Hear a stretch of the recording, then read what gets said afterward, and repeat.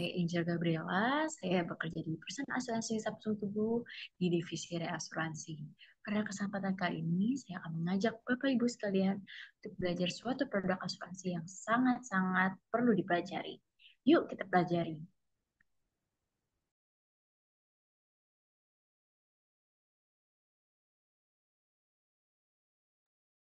Saya izin share screen.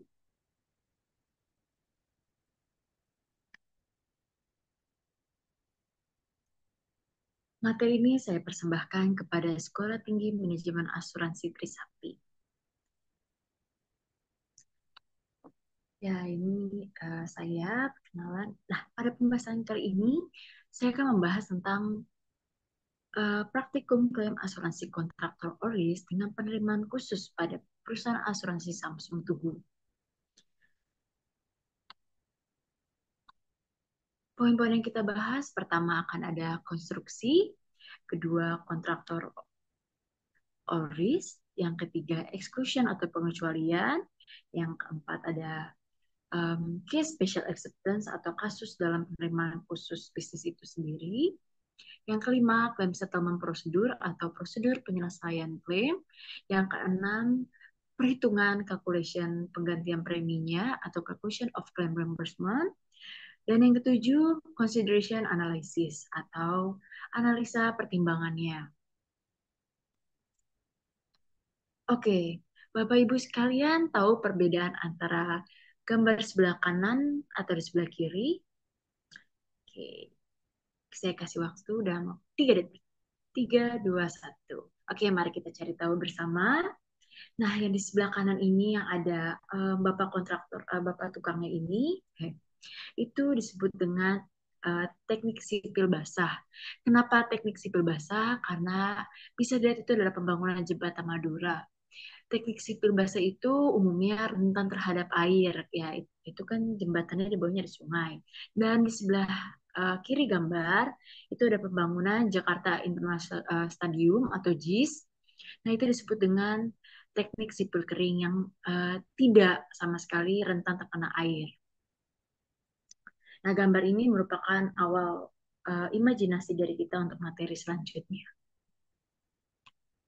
Oke, menurut KBBI, Kamus Besar Bahasa Indonesia, konstruksi adalah proses membangun atau renovasi struktur bangunan dan infrastruktur.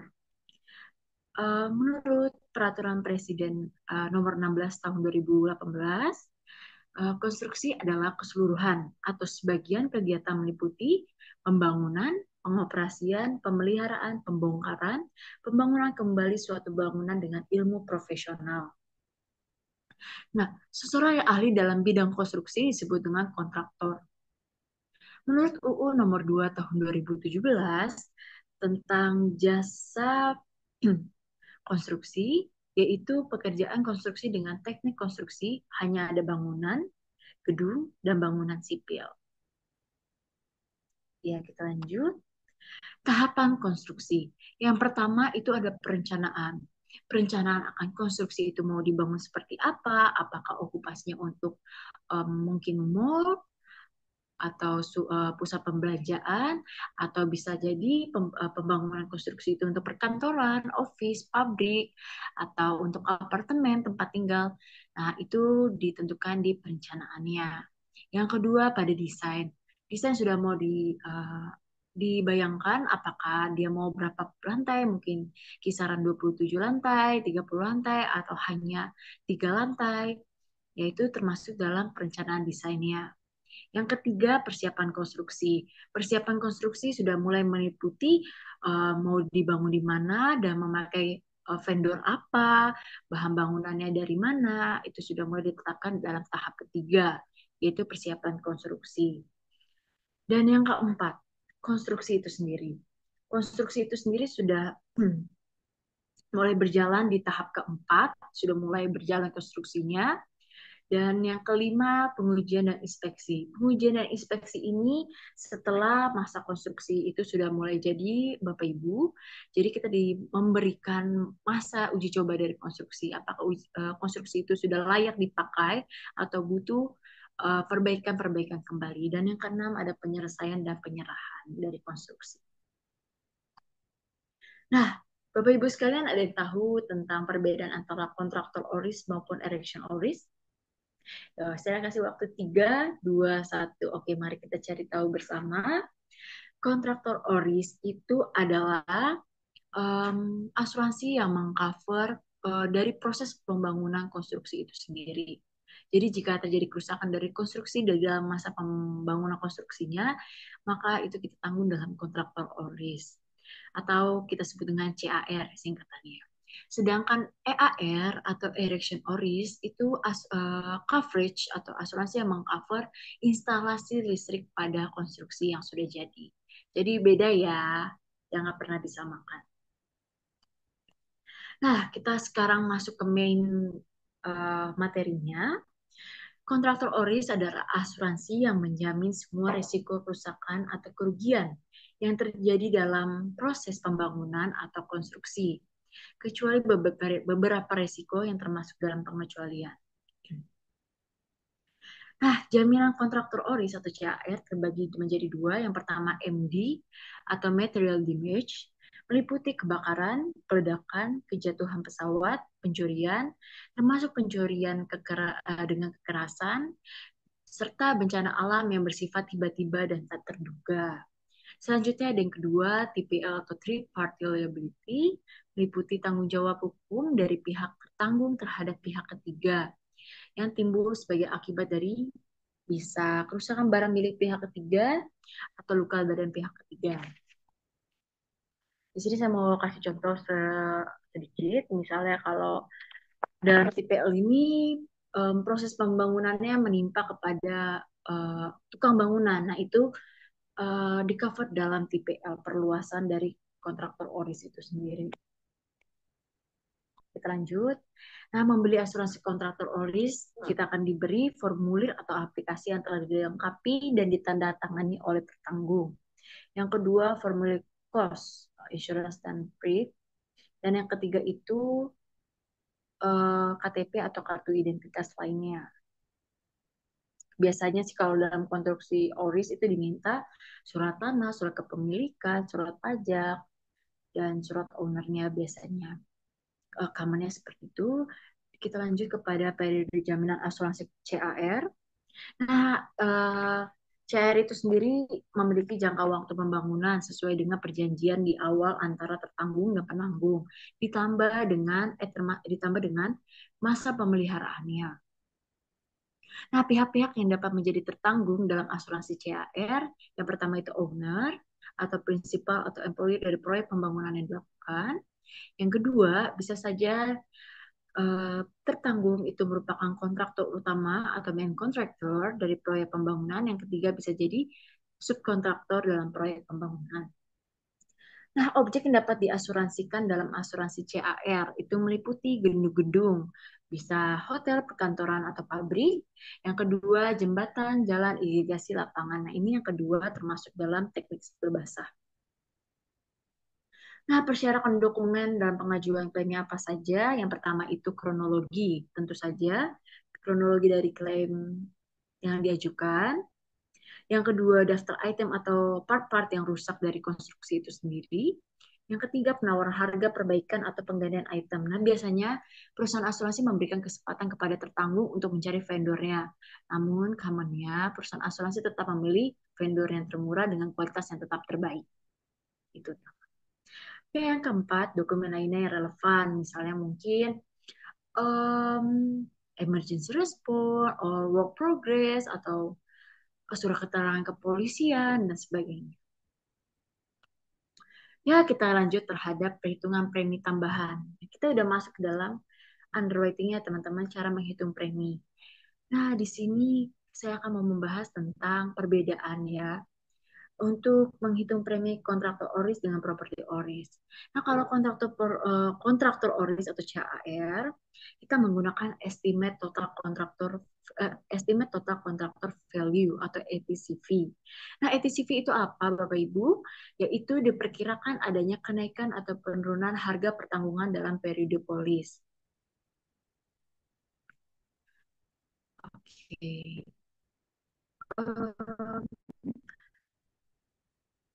poinnya di sini dalam ETCV segera diberlakukan kepada tertanggung. Maaf, tanda pelaksanaannya di sini artinya jika ETCV ini melebihi uh, harga tanggungan aslinya, maka akan segera diberitahukan kepada tertanggung agar tidak terjadi under insurance. Jadi tanggung memberitahukan ke tertanggung, uh, oh ternyata harga aktualnya itu melebihi dari estimasi perkiraannya. Sehingga saat berjalannya polis tidak under insurance yang akan under insurance premi. Nah, under insurance premi ini dihitung berdasarkan final TCV sehingga terjadinya klaim tidak dihitung berdasarkan prorata. Oke, kita lihat contohnya. Di sini ada contoh periode polis 1 Januari 2017 sampai dengan 31 Desember 2017. Ya, dapat kita lihat ini bahwa 1 tahun plus 1 tahun masa pemeliharaan. Di sini total sum insured-nya yaitu 1 juta. Ini masih ETCV ya, masih perkiraannya, estimasi kontrak value-nya. Nah, di sini kita menggunakan rate kisaran 0,1%. Jika Bapak Ibu menanyakan rate dapat dari mana, itu menurut pertimbangan perusahaan asuransi masing-masing. Nah, umumnya, commonnya, rate itu dipertimbangkan dari vendornya apa, mungkin konstruksinya, bisnisnya dari mana, apa jenis bisnis ini merupakan renewal bisnis or new business, itu termasuk dalam pertimbangan rate, serta loss ratio-nya. Apakah sebelumnya sebuah konstruksi ini mengalami kerugian yang besar atau tidak, itu sangat berpengaruh. Nah, kita lanjut. Di sini kita lihat preminya itu 1 juta. Nah, terdapat kenaikan lingkup pekerjaan. Nah, 1 juta itu didapat dari ya satu TSI dikali rate 1 juta. Nah, di sini kita dapat notis bahwa terdapat kenaikan lingkup pekerjaan dan harga material yang menyebabkan kenaikan nilai kontrak pada tanggal 1 November 2017. Jadi untuk menghitung kenaikannya, nah ini final TCV-nya yaitu udah aktualnya teman-teman Bapak Ibu, TSI-nya menjadi 1.100.000. Ya, kenaikannya bisa kita lihat 100.000 USD. Nah, perhitungan premi tambahannya menjadi sebagai berikut. 1.100.000 finalnya dikurang 1 juta harga ETCV-nya. Harga estimasinya dikali 0,1% yaitu rate-nya itu sendiri sehingga 100. Tidak dengan prorata hari, tidak seperti dengan asuransi harta benda. Kalau untuk asuransi kontraktor CAR ini tidak menggunakan prorata hari. Oke. Nah, kita lanjut. Nah, yang perlu Bapak Ibu perhatikan sekalian bahwa exposure resiko dari properti ORIS dengan kontraktor ORIS, PAR dengan CAR itu sangat berbeda. PAR itu flat, exposure risikonya flat karena bangunannya sudah jadi. Jadi misalnya 2M ya 2M, terus sedangkan berbeda 2M itu masih 2 miliar. Sedangkan berbeda dengan CAR. Nah, CAR pada awalnya, pada di awal periode awalnya, memiliki exposure risiko yang rendah. Dan ketika hampir mau selesai dengan konstruksinya, itu memiliki exposure yang semakin tinggi. Nah, ini sama. Nah, nah bagaimana jika ETCV-nya berkurang? Di sini kita ada 2 case ya, ada premi tambahan kenaikan TSI plus extension period atau adanya tambahan periode. Nah, kita pakai dengan case yang sama yaitu total sum insured-nya 1.100.000, extension period menjadi 2 bulan atau 59 hari. Periode polis 1 Januari 2017 sampai dengan 1 Maret 2018. Nah, ini menjadi 424 hari plus 1 tahun masa pemeliharaan. Nah, perhitungan premi tambahannya sebagai berikut Bapak Ibu. 1.100.000 aktual harga aktualnya dikurang dengan harga estimasinya 1 juta dikali rate 0,1% menjadi 100. Nah, untuk extension periodnya kita hitung berdasarkan harga aktual dikali rate dikali proratanya 59/365 sehingga preminya 170, extension preminya 177 US dollar ditambah dengan premi adjustment sum insurednya 100 sehingga preminya 277. Nah, bagaimana jika harga FTCT berkurang? Nah, misalnya harga aktualnya tuh, oh ternyata kurang dari ETC-nya, yaitu 900.000. Tinggal harga aktual dikali rate, nah, menghasilkan preminya 900. Nah, expense premium di awalnya itu akan tadi awalnya 1.000 ya, 1.000. Nah, sehingga final aktual, final premium aktualnya dikurang dengan final perkiraannya 900 kurang 1.000, jadi refund premiumnya 100. Nah, kita notice di sini. Hmm, Oke. Faktor loading rate. Nah, faktor loading rate jika terjadi klaim, itu yang perlu teman-teman perhatikan itu, Bapak Ibu perhatikan. Pertama ada pengalaman klaim, kedua kesulitan keuangan, yang ketiga penggantian kontraktor, yang keempat kekurangan tenaga kerja, kelima penolakan masyarakat, yang selanjutnya yang terakhir ada faktor sosial politik.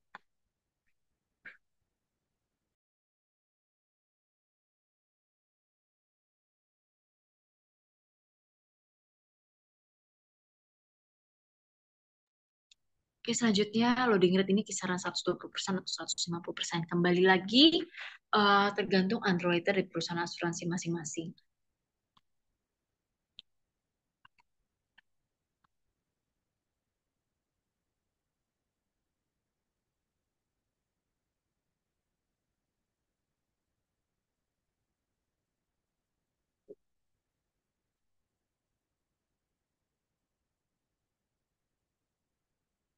Oke, baik. Ini dia case special acceptance. Nah, case special acceptance ini kita saat menggunakan treaty. Nah, di sini reason SA-nya, kenapa ya Mas, bangunan case kali ini menyebabkan adanya special acceptance. Special acceptance ini terjadi karena kontraknya itu melebihi dari 72 bulan, di mana dikecualikan dalam treaty. Sehingga kita mengajukan sebuah pengajuan special acceptance.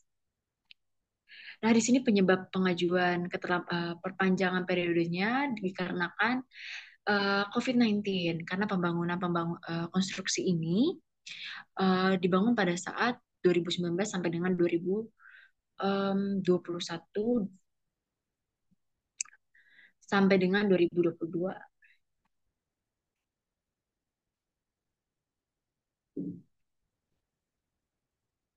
Nah, ini dokumen-dokumen yang dibutuhkan pada saat pengajuan special acceptance itu, yang pertama email dari tertanggung kepada penanggung atau perusahaan asuransi.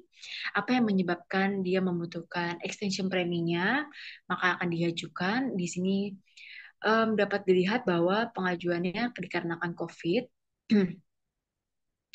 Nah, di sini dapat dilihat loss record-nya. Kita meminta datanya. Maaf. Reason for SA karena dia mengajukannya 84 bulan. Sedangkan dalam perjanjian treaty itu hanya sekitar 72 bulan yang dapat diterima. Work progress-nya itu udah kisaran 95% sampai dengan 97%. Sudah mau hampir selesai. Di sini dapat lihat loss record-nya hanya 13 juta, yang dimana ini termasuk klaim yang kecil, jadi tidak masalah. Dan ada beberapa dokumen yang perlu dilengkapi, yaitu endorsement slip-nya, karena di sini ada pengajuan perpanjangan periode. Terus yang kedua work progress-nya atau progress pekerjaannya sudah sampai mana, sampai dengan di sini sih tertera sampai dengan Mei 2022. Yang ketiga, weekly report-nya, proses pembangunan permingguannya sudah berapa progresnya. Yang selanjutnya, yang keempat, data yang dibutuhkan ada security info. Yang kelima, ada emergency response team, dan loss ratio info.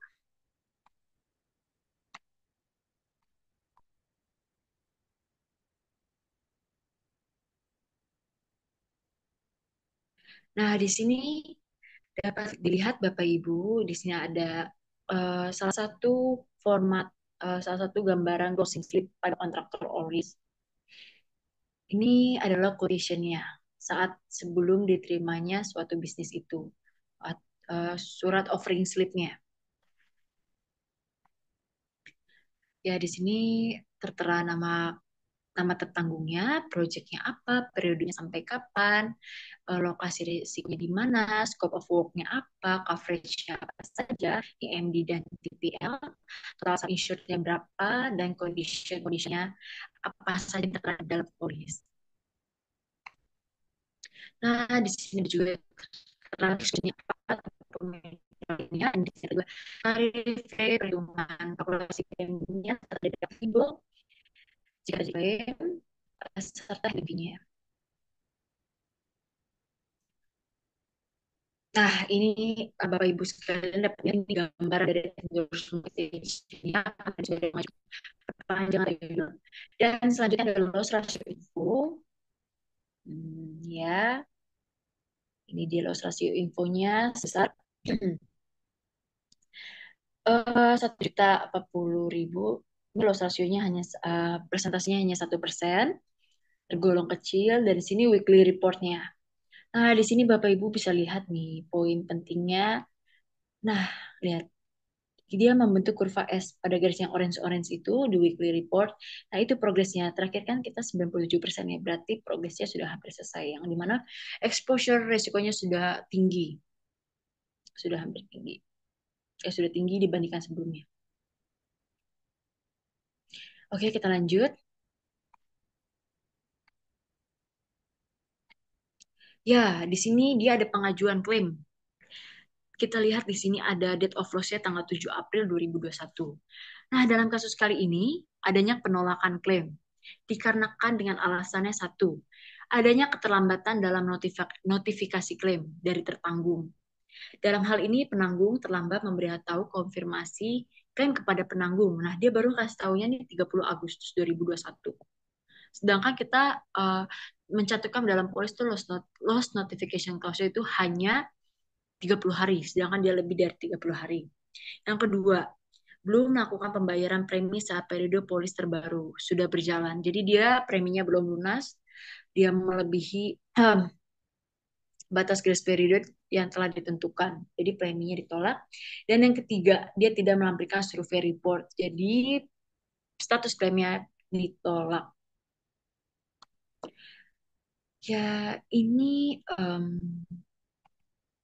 surat keterangan perpanjangannya seperti ini dari tertanggung.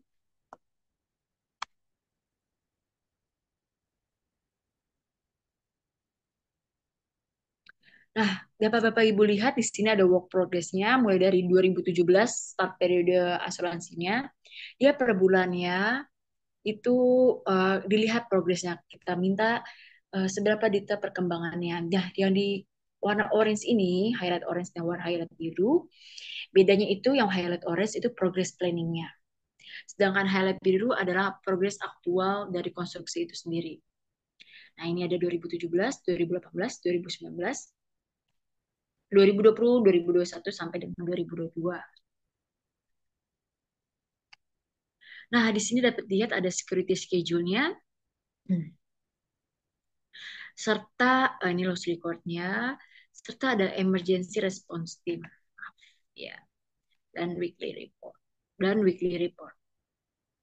Nah, di sini untuk emergency response team ada leadernya siapa, terus technical koordinatornya siapa, sistem keamanan perapiannya siapa, terus sweeper koordinatornya siapa, komisioner komandarnya siapa dari konstruksi itu sendiri. Oke. Nah, di sini ada satu case yang diterima karena dapat lihat poinnya bahwa tidak ada keterlambatan dalam notifikasi klaim dan di sini pelaporan klaimnya 12 Agustus jadi masuk dalam cakupan polis diterimanya klaim dan adanya survei report. Nah, ini dia survei reportnya kita menggunakan kami menggunakan loss adjuster dari luar. Jadi status klaim ini dapat diterima karena dapat dibuktikan dari survei reportnya. Nah, ini juga survei report. Ini keterangannya.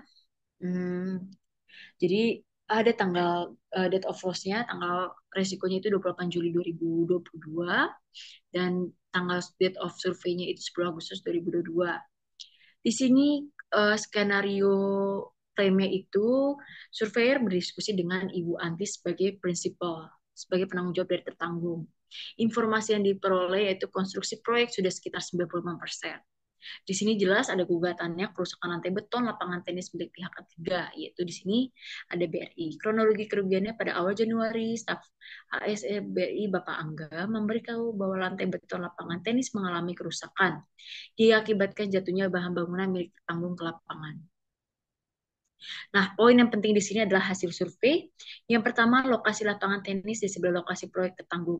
Jadi make sense teman-teman, antara lapangan tenis dari korban dan lapangan tenis dan proses pembangunan tertanggung berdekatan. Jadi tidak ada dispute atau hal etika tidak baik bahwa ini dapat dibuktikan kebenarannya. Dan yang kedua, informasi dari prinsipal MPP ditemukan prinsipal tertanggung ditemukan beberapa area lantai beton lapangan tenis ini mengalami kerusakan plesteran lantai sudah sobek dan juga retak.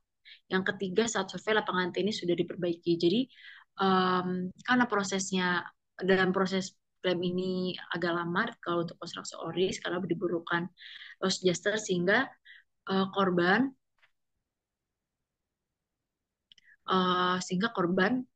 melakukan perbaikan terlebih dahulu. Nah, estimasi dari biaya perbaikan loss adjuster itu 200 juta, termasuk PPN 10%. Masuk akal. Jadi, pelaporan dari korban, 200 juta kepada tertanggung. Dan dibuktikan oleh loss adjuster bahwa itu masuk akal. Sehingga penggantiannya 200 juta dikurangi dari deductible 5%, yaitu 20 juta. Kerugian diganti hanya 180 juta.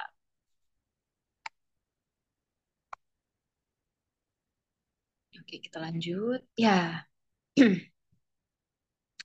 Kamsahamnida. Ya, ini merupakan um, presentasi mengenai kontraktor ORIS, sehingga diharapkan Bapak Ibu sekalian boleh paham asuransi kontraktor ORIS mulai dari akseptasi, pengajuan-pengajuan berkas dokumen apa saja yang dibutuhkan, serta penyelesaian klaimnya dan pertimbangan-pertimbangan perusahaan asuransi dalam menilai klaim dapat Bapak Ibu ketahui. Sekian dari saya, Angel Gabriela. Terima kasih.